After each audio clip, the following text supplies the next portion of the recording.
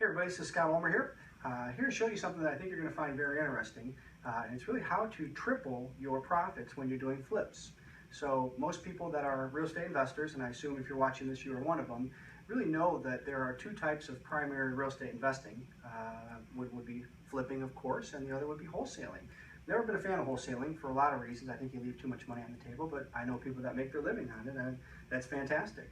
As far as flipping, I have flipped literally hundreds of homes, probably in excess of 1,000, done over 1,500 deals in my 21-year career, so I know how to flip, and there's nothing wrong with flips. Yes, you're putting up capital, and you are either promising debt, putting your own debt up, putting yourself on the line for the risk, but I'm not here to poke holes in flipping. In fact, it's the opposite. I'm going to show you how, with my strategy, you're able to actually triple, in some cases now, not every case, but in some cases, triple the amount of money that you'll walk with when it comes to a traditional or true flip. So just last week, we had some joint venture partners of ours up from another state, and I won't name names, of course, but their traditional model or their business model is flipping deals. And when I showed them the math I'm going to show you, and this particular group was very sophisticated, very savvy, and been flipping homes for upwards of 30 years, literally blew their mind. And I guess I was a little surprised by that, but it made me realize that it's probably a piece of information or strategy or some math that's worth sharing. So anyway, I'm going to go through the transaction here, kind of give you the numbers that they gave me, and I'm going to show you how I tweaked their numbers to quite literally triple their profit. And all I would tell you is this, is there's, again, nothing wrong with flipping, but with all the TV shows out there teaching every Tom, Dick, and Harry how to pick up a hammer and flip a house because it's just a piece of cake, right? And of course the answer is wrong. It's not a piece of cake. It does have risk and it does take some know-how. But if you are one of those folks that want to get into real estate, I would really encourage you to pay close attention here, because I think what I'm going to show you is going to be a good eye-opener. So let me just give you the simple math here. So the folks that were up here last week, they bought a home, actually I believe it was in, well, I don't remember the city, I think it was in Orlando, but needless to say they paid $115,000 for it. The home, when it appraised, would appraise for about $210,000. So they ended up putting about $25,000 into the rehab, and they had about $7,000 in closing costs. So their total basis for the home, I believe, was around $147,000. So let me put $147,000 here. All right, and they wanted to get a quick sale. So even though they had an appraisal at $210,000, they ended up selling it at $200,000. And they walked with about $180,000 was their net number after they paid seller concessions for closing costs and other factors that it takes, the cost to sell the home. Ultimately ended up netting $180,000 and walked with $33,000. Hey, on a surface level, that's a good deal. It was a nice profit. I think it took them about 4 to 6 months to do it. Wasn't the quickest turnaround time, but it wasn't awful. And ultimately, you walk with $33,000 on a basis of about $147,000. Not a bad ROI, and ultimately not a bad deal. Now, one of the things that I have never met a flipper yet that ever considers or takes into consideration or factors in the short-term capital gain. Anytime you're flipping a home under 12 months, you're going to be subject to a short-term capital gain. In most cases, you're looking at about a 35% tax rate. So if you put that in your math, that's going to skew your profit. Now, taxes and death are certain, so there's nothing you can do about it. However, there is a way through this strategy that you're able to minimize your capital gain, and that is by converting from a short-term to a long-term. So surface level, good deal, no complaints, $33,000, they were happy, and I'm sure they would do it again. Now, take the same scenario and plug it into our system, our formula here. So in this case, we paid $115,000. Now, when you're dealing with a picky buyer and it's a true flip, your rehab nearly needs to be impeccable. Now, not that we want to chintz on the rehab when we're doing my strategy, but in many cases, you're able to get away with not doing quite as much. So for the sake of the example, I took $10,000 less and added only a $15,000 rehab cost. But for the sake of the example, I'm actually going to change that. I'm going to change that because I think people out there are going to probably poke holes and say, oh, you just want to chintz on the rehab, so you're only going to do $10,000 less, and that's not true. Let's say we actually did the same amount of rehab, so we have the same amount, the same home at the end of the day, which was spectacular. I saw pictures. So let's change that back to $25,000, which is going to ultimately skew our number down here. And then they had closing costs of $7,000 as well, and it's going to take our base back to $147,000. Okay. Now remember, they had a $210,000 appraisal, and that was a valid number, but they wanted to get a quick sale, so they priced it right at $200,000, and they walked with $180,000, and they succeeded. So the reality is if it appraised at $210,000 today, and we're willing to do what we are calling a delayed flip through our ABLE system here, you are going to actually be able to increase the price from 200 all the way up to 219.9 because it really doesn't have to appraise for a period of time. And in this case, we're going to use a 12-month example. So you will get 219.9. I have no doubts about that. And these folks didn't disagree a bit because of the beauty of the home, the area, the location, and most importantly, the appraisal. So you now have a 219.9 sale price. In this case, we would not look at anything less than $20,000 as far as a down payment is concerned. And that's about a 10%. And in our world, I got to tell you guys, that is the standard for us. We are typically looking for 10%. Will we take more? Of course we will. Have we worked with less? Yes, we have. But when people probe us and press us for what our benchmark is for down payments, 10% is a pretty consistent rule of thumb. So in this scenario, you are going to be working with this delayed flip. So you're going to be selling it to a buyer who's going to be looking for a short window of time, a stepping stone, a bridge, a platform to their permanent financing. And I'm going to get into that in just a second here. So we're going to sell it for $219,900, and we're going to also have a $20,000 down payment. Now, in our system here, you will get paid when you close the deal. You know, the old buy a house, get a check type scenario, there's validity to that. In fact, my good friend Jay Connor is a guy that does a lot of those, and there's a lot of merit to it, by the way. So you have a $5,000 management fee right off the bat because even though you have a private lender or you're putting the money up yourself, which would be a little bit of a distinction in this particular scenario, you always want to charge yourself a management fee. You've got to find the home, you've got to negotiate it. By the way, you don't just put one contract out and get one home. Typically it takes a lot of houses to find the one that you're looking for. Furthermore, you've got to rehab. Contractors, who loves working with contractors, right? Missed deadlines, shortages, overages, missed cut corners, excuse me. So overseeing a rehab, it's not rocket science, but it does take time and energy. So you got to get paid for that. You've got to pay yourself. And so in our formula, we always want to insert a $5,000 management fee. And yes, that does come off the top, but that's cash to you at the time that you close the deal.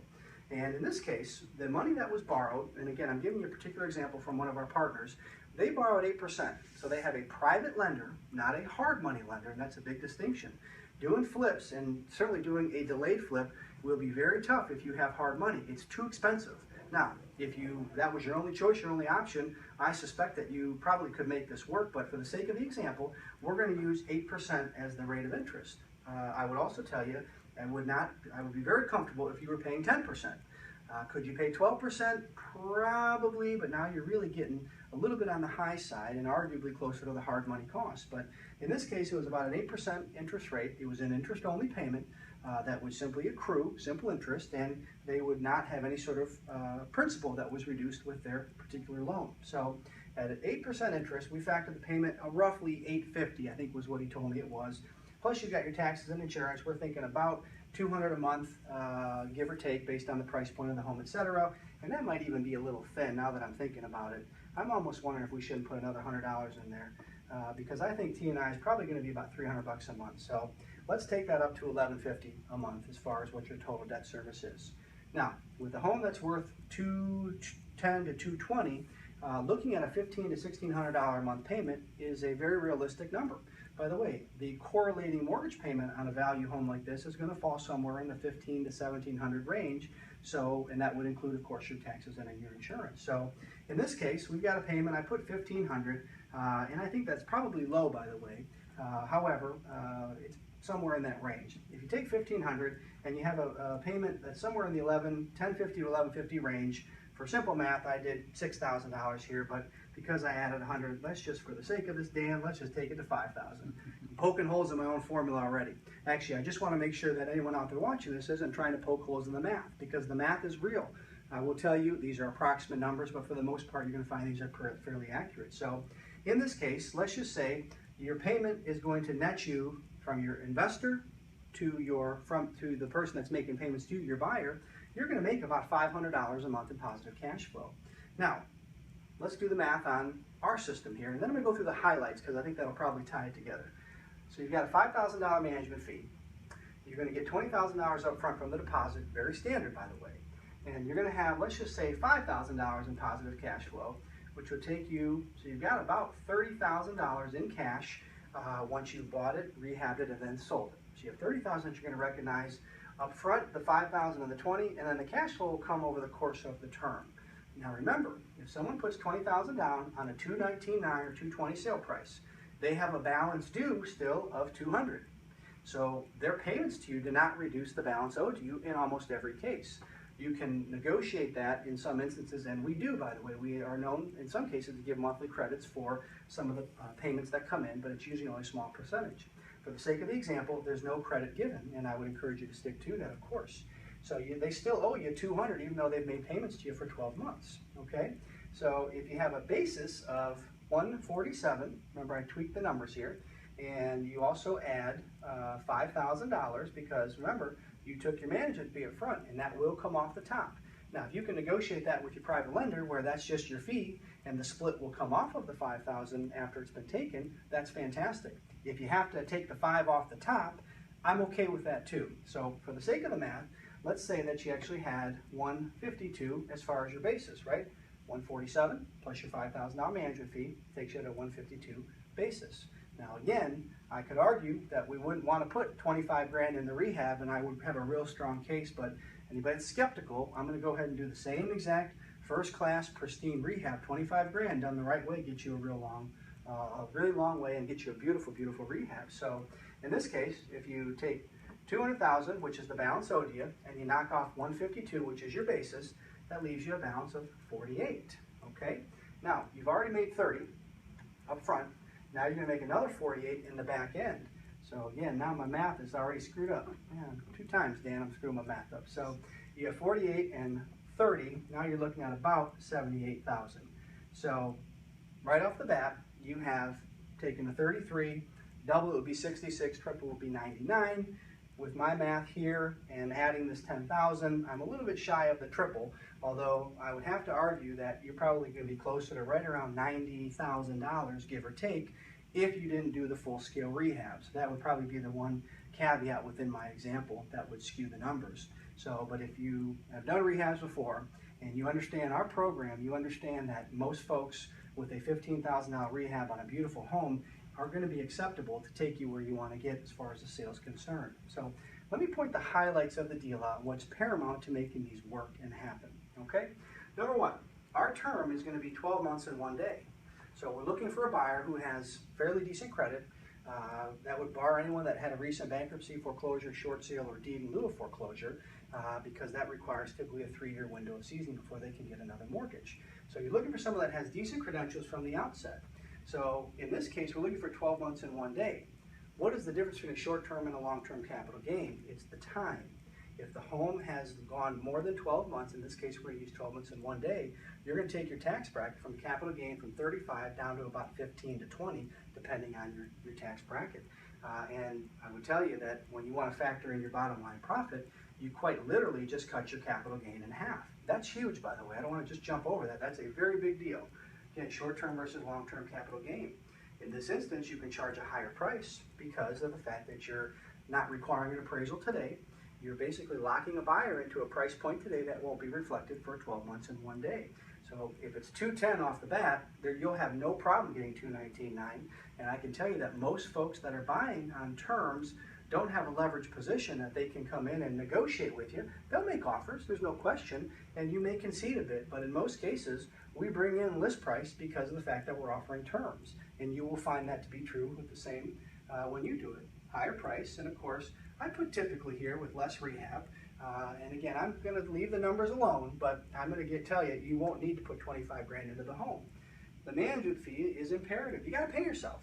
Believe me, I've done enough deals where I've split the profits, or I've had an investor, or some scenario where I'm doing all the work, and I'm doing it without getting any money up front. So inserting a management fee is very standard, it's very normal, it's very acceptable, and you won't get pushback on that. If you do, then you need to push back yourself, or maybe you're dealing with the wrong investor. You have to get paid for your time. It's not easy to find the deals always, and it's not easy always overseeing the rehab. So inserting a $5,000 management fee right up front is a very normal and very standard thing to do. Of course, you're going to recognize a cash deposit, and if you have a private loan, a private investor that is getting an interest-only payment, that $20,000 goes right in your pocket. And by the way, if our basis is $147 plus a $5,000 management fee, we have a total base of $152.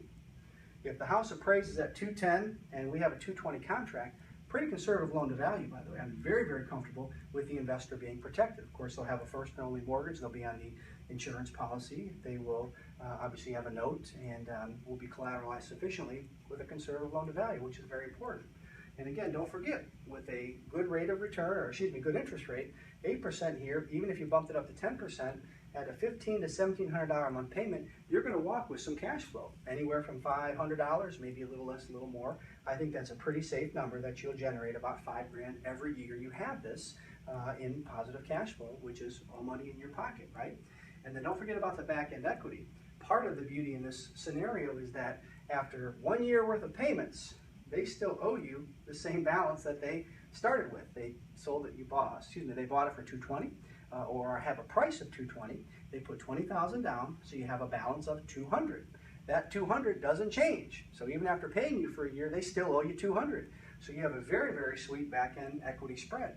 And some additional points that are of interest here, in most cases, you have a less picky buyer. You start dealing with these traditional folks, nothing wrong with that, but they're picky, they're persnickety, they want perfection. I get it. By the way, they're pains in the butt if you want to call the truth, right? So you're dealing with a much less picky buyer when you're dealing with a terms type scenario. You also typically have a quicker sale. Now, could this sit on the market for months and months? It could. However, you have a magnificent home, fully rehabbed in a great area, and you are one of the only folks, or a few folks, that are going to be offering the ability to buy it without having to walk into a bank and qualify today. So typically, that offer in itself is going to get you a quicker sale. By the way, no appraisal issues. When you flip a house, Mr. Appraiser, you pay $115 for it and you're selling it for $200 4 months later. Now, how's that work? And by the way, appraisers today, as I record this, are very conservative. Not to say you can't get it done, but in many cases, running into appraisal issues can be a problem. And I didn't even put down here potential inspection issues. That picky buyer wants to pick the house apart and look for ways that they can pay you less, and sometimes they can do that through an inspection.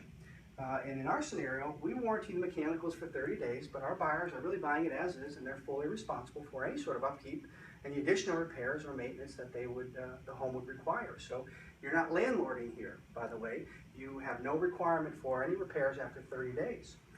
We have a very thorough due diligence that we undertake when it comes to our buyers. And part of my teaser here is I'm not going to tell you all about our back-end structure, because that, by the way, is going to be one of the keys. And I won't have enough time to give all that to you in this. I'll give it to you in a subsequent video. But the due diligence that we undertake ensures that we have a dynamite buyer in hand. Because when you're doing these scenarios, there's people that would argue you want to take the house back and do it again. I don't have a problem with that. It's not my style. I don't know that it's the style I ever want to take. I want my folks to succeed. I want to have a win-win. And so we want to set them up for success and make sure that we ultimately can get the home sold and cashed out and recognize our back-end profit. Due diligence is very, very important in that scenario. In fact, it's paramount to finding the right buyer. And if I told you all we undertook, you'd be very impressed, because we're qualifying every buyer just like a traditional bank would when they qualify their traditional borrowers. We just understand that they're probably not going to qualify today. We're looking for why they can't qualify and what the steps are to get to the point where they can qualify. We have a third-party escrow management company that will actually debit their account every month, they being the buyer, and deposit it directly in our account. So we don't have a collection process here. We're not a collection agency, don't want to be one, so we'll automate the payments. And in most cases, we mandate a mortgage readiness program. And again, I don't have time to unpack what all that entails, but by mandating this as part of our contract, and it's a very nominal fee every month, by the way, they pretty much ensure, because they're holding these folks' hands every single month, that they are going to get them to the financing table. So some of these components to our back-end structure are very, very important and very key to seeing this through. Again, if these numbers are going to work, the buyer has to be qualified with a bank within about a 12-month and 1-day window. So you can avoid your short-term capital gain, but the only way you recognize your profit is if they actually get their loan. So we want to ensure that. So let me just tell you real quickly here, the keys to this formula, by the way, are pretty simple. Number one, the biggest mistake I've seen other investors make, they don't structure their financing the right way. They go out and they find a private investor, not a hard, a private, and they get 6 months, or they get a year, or they get 18 months, or the investor wants a real short window of time, or the lender, excuse me, so they say, okay, well, I need to get the money and I'll agree to 12 months or some term therein. and when they don't sell it or something happens, now all of a sudden they got a problem with their investor. You got to structure your money the right way up front. Get yourself 2 years, 3 years, or some term thereof in case things don't go perfect. Structure the money the right way. And the other part, which is simple, to many of you watching say, well, that's pretty elementary. You got to do this in the right area. If you want to do this in lower price point homes, the chance of your buyer financing decreases exponentially. This works on middle of the road, middle class America, folks that have good jobs, good down payments, understand the program or the platform that we're offering them, and ultimately understand that this is a purchase, not just a rental or a lease to own. They're actually buying the home. So if you don't do it in the right area, i.e. lower price point homes, war zones, not even counting in this, but just lower price homes, this probably isn't going to work as well. And again, the back-end system, the back-end structure. One of the key distinctions of our ABLE system is how we have refined and polished this back-end system.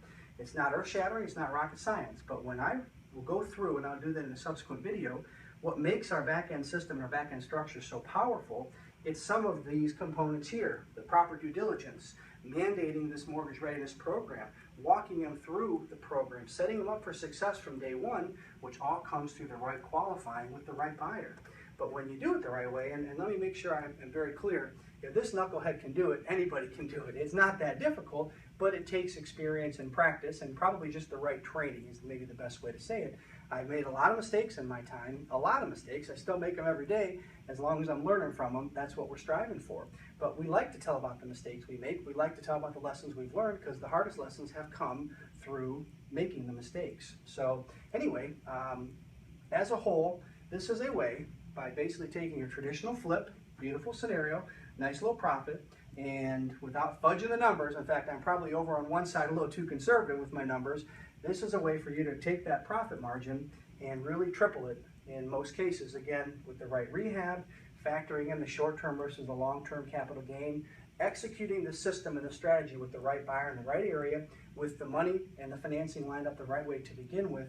It's a beautiful thing, and it's not as if you're going broke during the beginning because you just put 25 grand in your pocket, another 5 grand to 6 grand over the course of the 1 year, and at the time that they're ready to go finance, 12 months and 1 day later, you've got a nice back-end profit here, about 50,000 more coming, just from structuring it the right way. So I will tell you more in a the back-end structure, the back-end system in a subsequent video. Not here to sell you anything. We do have some training programs coming up. I'm sure we'll put that on the screen at the very end here, but I just want to share with you another strategy that really can maximize the return on your investment when you do it the right way.